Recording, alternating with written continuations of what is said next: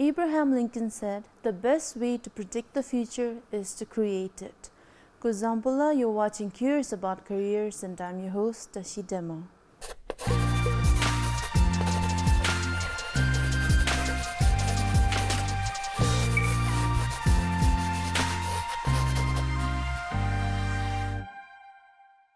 The film industry simply just does not provide us with entertainment. It boosts the economy, and it is an important medium for the preservation and promotion of our culture and tradition. If we focus on the development of the film industry, it has an immense influence on the other forms of art. Today, my guest is one of the leading men in the Bhutanese film industry who has gained enormous affection for his amazing performances. Thank you for being on the show, Tandin Sonam. Please tell us a little bit more about yourself. First of all, my genuine gratitude for having me on your show. And I've always revered the pursuits of PBS, and even with this show, I would think that this would be an optimistic amalgamation between us, so that somehow we reach out to one or two individuals or many and then bring some optimistic changes. Well, I'm Tandin Sonam, and I've been acting for the past more than a decade or so. And I'm also working as a private lawyer, and soon my 𝗘𝗶𝗶𝗵𝗏 show is going to be aired with BBS in November. Okay, so you are a man of many traits. But first of all, let me ask you, how did you start acting, and what attracted you to this field? I've always been enthusiastic about audio and visual pursuits. When I was in high school, I used to enjoy a lot of singing and dancing activities, and when I was pursuing my college in Pune, LLB, then I came back for vacation after my third year, and then that was the time when I got into the film industry, because primary reason is I've always been enthusiastic about acting and singing, even though I'm not a very good singer or an actor, I guess, but it's always been my passion to act, so that's why I got into acting. Okay. So what do you think are the qualities that an actor should have? Spontaneity, I guess, and being spontaneous, and not being yourself, actually. Because acting is you're trying to do something that you're not.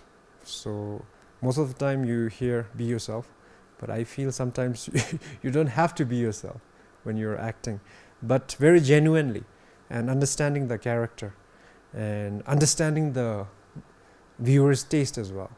So yeah, a little bit of so many things. Yeah. Definitely, you have to play so many diverse roles. I think you have to let go of yourself and get into the personalities of those different roles. So how do you prepare for those roles? Because you have played many characters.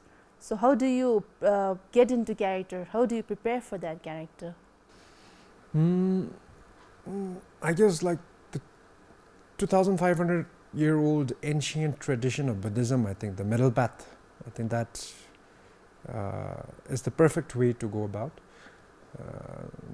Not stretching it too much or not keeping it very loose, but right in the middle, like I said earlier, to know the character, and then when you are being the character, to know what the audience is like, and these two are of paramount importance.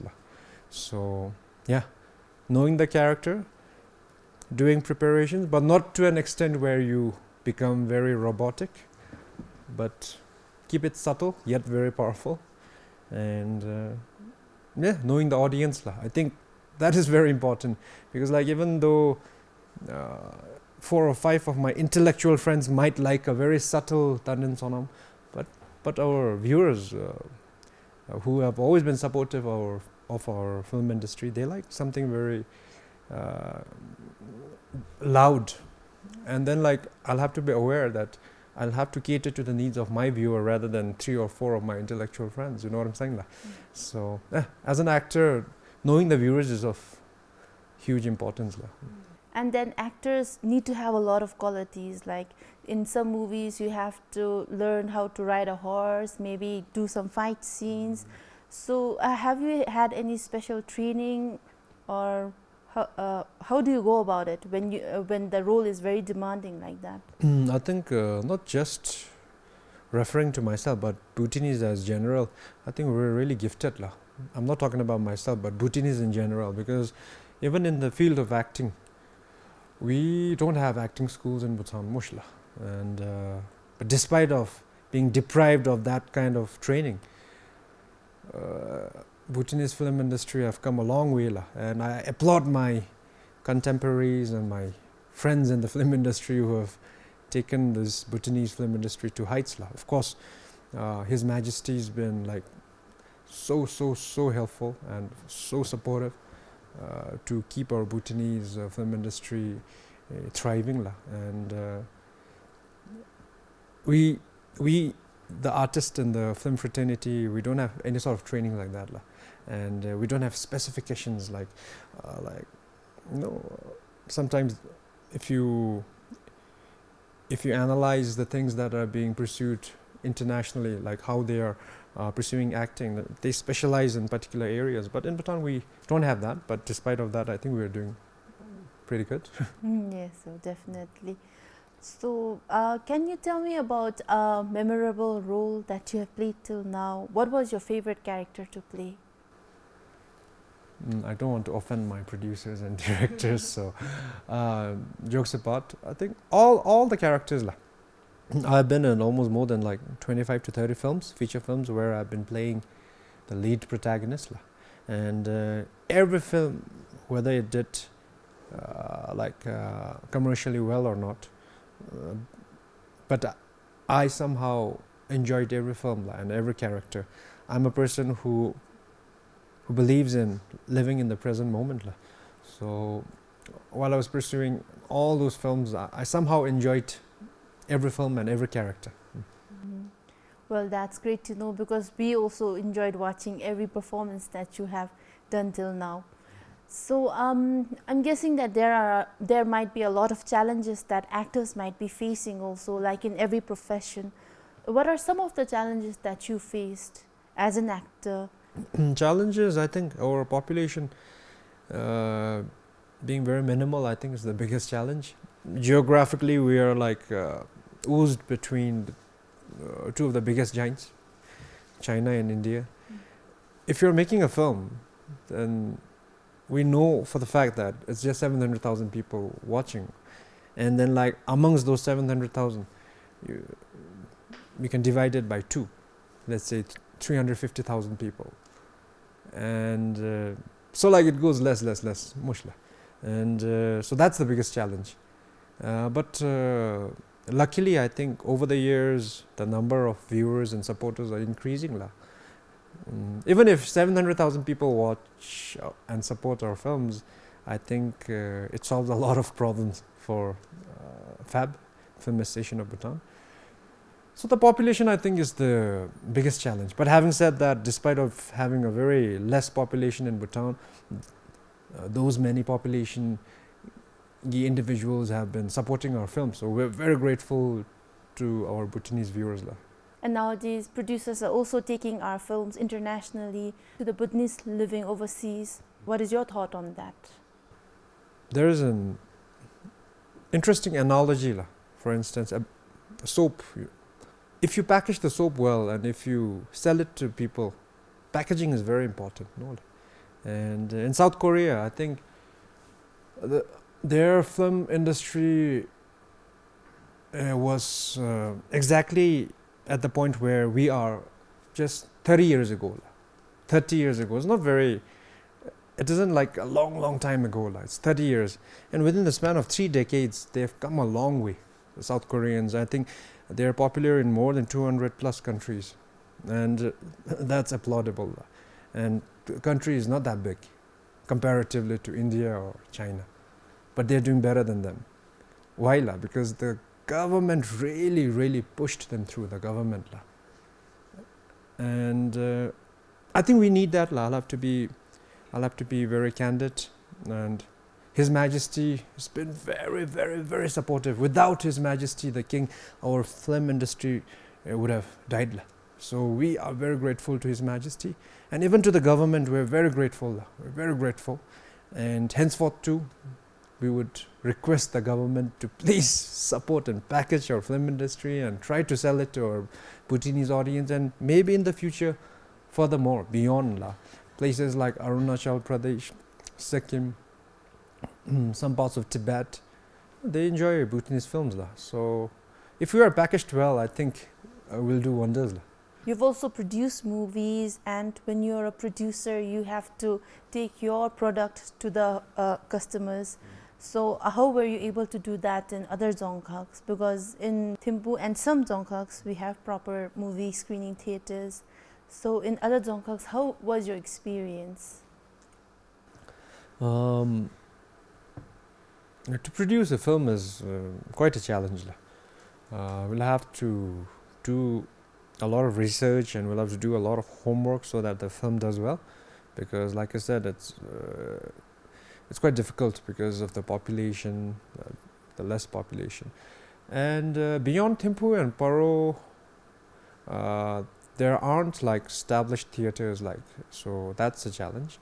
But what we do is we set up a team of a few employees who go around the nation, dzongkhak to dzongkhak, and they screen, because then we'll have to hire certain halls and places like schools. So yeah, we have to resort to things like that la. So it's a challenge. But having said that, these days we are overwhelmed by pandemic la. So nobody to be blamed. These are the priorities, but slowly, gradually, hoping that every dzongkhak will have a theater, and His Majesty once again have showered us with so much love, and even I think in pipeline there is theaters coming up in every dzongkhak la. So we're very grateful la. So to His Majesty from the bottom of our hearts. Definitely, when you face challenges, the film industry is adapting to it with a lot of love and support from everyone. It's been more than a decade since you joined the film industry. What changes do you see in the industry? Technically, we're more sound, I think. A decade ago, I think we weren't appreciated as much as right now. Of course, there are people who are still skeptical about things. There'll always be people who will be skeptical about whatever you do in life. That's understandable, and I have nothing against that. But if you bring it down to ratio and percentage, I think now people are more appreciative of what we are doing. And hopefully in the future it will be more la. Because the 4 pillars of GNH, I think the film fraternity is contributing immensely in preserving our culture and tradition and language. So yes la. And now coming to your personal life, how has your life changed since you joined the film industry? There might be some advantages and disadvantages to living in the public eye. So what are the differences that you see? So when we're talking about public, it's always about praises or blames. It's always about optimistic compliments or pessimistic feedbacks. So me, I'm an amateur practitioner, but still a practitioner of inner journey la. So whatever they say, it's always constructive feedback. But so far I've been receiving so many good feedbacks, so I'm taking that, and I've given this metaphor like in one of my past interviews as well, like when a bird flies in the sky, it doesn't leave any trace. So everything is like that.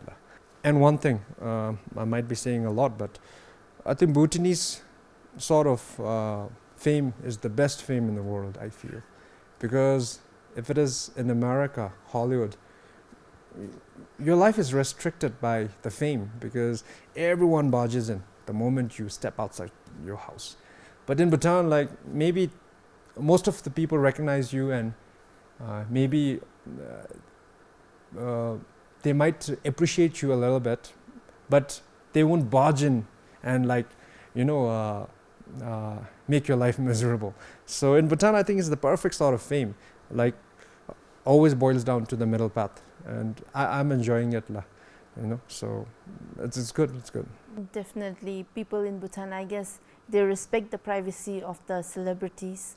But even if they might not say it out loud, I'm sure that inside they're always appreciating and admiring all our people in the film industry. And let me ask you, how viable is it to be an actor financially?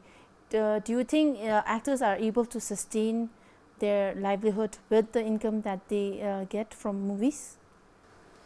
It depends upon what sort of livelihood you are living. As in, like, if it is just 3 meals a day, the basic necessities in life, it definitely suffices the purpose, just the means of acting. But if you want to help others as well, if you want to help your relatives, if you want to help your friends, if you want to help those who are in need, I think you'll have to do a little bit of everything in Bhutan, because population is the biggest challenge. And since now many people are also going abroad, so it's a bigger challenge now. And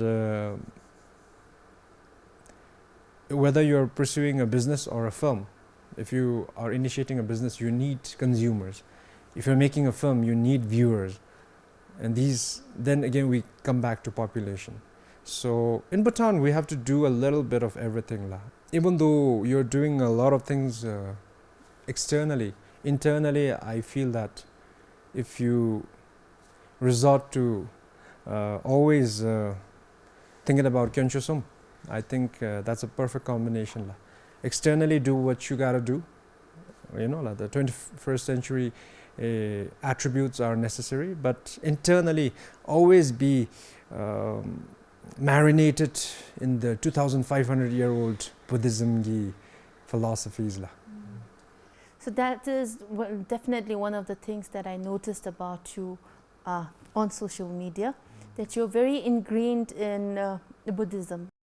Were you always religious? Well, my father's from Parola, and my mother's from 𝗏𝗏, and 𝗏𝗏, there is this place called 𝗘𝗽𝗶𝗀𝗏, but somehow we are connected with 𝗦ντούκα in 𝗏𝗏, where 𝗘𝗶𝘁𝗵 was born in 𝗦ντούκα, and even 𝗏𝗏 Rinpoche, I think, resided in the same place. So, and from my mother's side, we're connected to that house as well. Maybe from my mother's side, she's very religious. She's, I think, finished Rangyonro and everything. Maybe she prayed that may my son also be turned towards Buddhism, and then, like, may he pursue Buddhism. Maybe it's her prayer. And even my father is not very religious, but he is one of the kindest person that I've ever come across. And not that I'm kind, but my dad is kind, and my mother is religious. So maybe it's from them that I get a little bit of the Buddhism touch. And now I want to pursue it, because if you ask a 3-year-old or a 4-year-old, everybody would know what 𝗘𝗶𝗵 is, mostly. But you ask them who Guru Rinpoche or 𝗘𝗶𝗁 is. Some might know, some might not know. If you ask 100 people, 90 would know what 𝗘𝗶𝗵 is. 10 might know what Guru Rinpoche and 𝗘𝗶𝗁 is. I'm talking about a 3-year-old. If this is the scenario right now, think about 100 years from now. 100 years from now, maybe it's going to be 100 people who know what 𝗘𝗶𝗵 is, but the kids wouldn't know who 𝗘𝗶𝗁 or Guru Rinpoche is. And that would be like the biggest loss in Bhutanese history, for humanity actually. So I want to constantly and frequently say Guru Rinpoche Keno and 𝗘𝗶𝗁 Keno and 𝗦cy Keno, of course, because he is the embodiment of Guru and Shabdullah, His Majesty. And these are the roots that the Bhutanese cannot live without. And in the future, I think we need it the most. So right now, be it on social media, through films, I'm trying to intentionally and frequently put it out there. Definitely the responsibility falls on this present generation to pass on our cultures and values to the future generation. And it's great to see that you're doing your part in perpetuating our beliefs and values. And that is, I guess, how we pass on the knowledge and the values that we have to our kids. Yes. So it's great to see you doing that. Thank you. And I see that you're successful in doing that too, because whenever your name is synonymous with 𝗘𝗽𝗶𝗀𝗀𝗃, so kids are learning a lot from you, good values. And how has it influenced your life? 5-6 years ago, I was quite arrogant. I was a victim of arrogance and pride and ego. We humans are made in such a way that when we have a little bit of victory, or when we have a little bit of fame, when we have a little bit of money, we become the victim of ego and pride. And I think that is like the biggest mistake. So 5-6 years ago, I was definitely quite egotistical. I always wanted to be the center of attraction. No harm in doing so, but somehow it becomes an habitual pattern. So it's not that good. So now I still have a little bit of all of those, but not as much as I have 5-6 years ago. So that's how I think changed with Buddhism, and I've become a little bit more empathetic, I guess. Before, I always think I was always right and the other person was always wrong. Now I try to analyze things, and I try to put myself in the other person's shoe. If somebody is angry at me, before 5-6 years ago, I would retaliate. But now I think maybe this person might have had a bad day, So if you analyze properly, the other person is not that bad. And always I'm not always right attitude, I think, is one thing that's changed in me. But still a practitioner. Sometimes things pop up, but I'm practicing more. Buddhism is a way of life, like some great masters say. Buddhism has to do with changing our bad habits and making into a more compassionate, productive human being. So it's great to see you being more calm. Even you resonate calm right now. You resonate peace, and I feel very calm looking at you right now. Oh, thank you so much.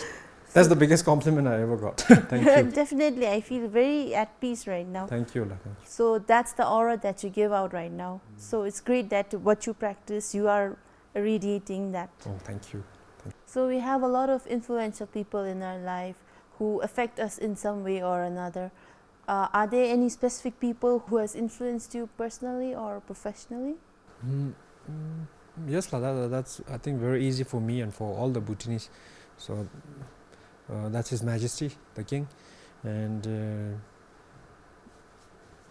the loyalty and the respect and the admiration is very sincere from not just me, but from all the Bhutanese for His Majesty. And without His Majesty, I think Bhutan would be doomed. I'm being very honest. His Majesty is the light in the darkness. And whenever I feel tired, I always recollect what His Majesty is doing for us. And then it rejuvenates my energy, and then I want to do more. Because comparatively, what His Majesty is doing for us Bhutanese, and what we are trying to do for 𝗖𝗂𝗂𝗏 is very less what we're doing. So we shouldn't be tired with what we're doing. When His Majesty is doing so much for us, I think we should do a little to serve 𝗖𝗂𝗂𝗏. So His Majesty is like my superhero. Definitely a superhero to all. We can't imagine the amount of responsibility our Majesty must be shouldering, because we, in a family unit, we worry about our parents, maybe our siblings and our children, but then our Majesty has to worry about 700,000 people, so the pressure is immense, definitely. Yes. And then now, finally, coming to the last question, what are your future plans? Because you're doing a lot, so I'm guessing that you must be juggling a lot of projects. Yeah, in November 1st or 2nd week now, we're kicking off with 𝗘𝗿𝗶𝗲 season 2 lah. And this time it's going to be much bigger than last season. Last season was received very well, and this season also now we are trying to come back bigger and stronger. So 𝗘𝗿𝗶𝗲 season 2 is on the way, and I'm pursuing a little bit of legal initiatives. I'm legally advising 4 or 5 companies lah. I'm running a small law firm, so I want to emphasize on that also. And a few businesses here and there, which I'm contemplating. I cannot say it out loud right now, because might be blowing the trumpets before it's it's actually there. So yes lah. Apart from that, I really want to contribute towards Buddhism in my own little different manifestations lah. And social media is the key. And sometimes we have to make it out loud on social media lah, with what we are doing.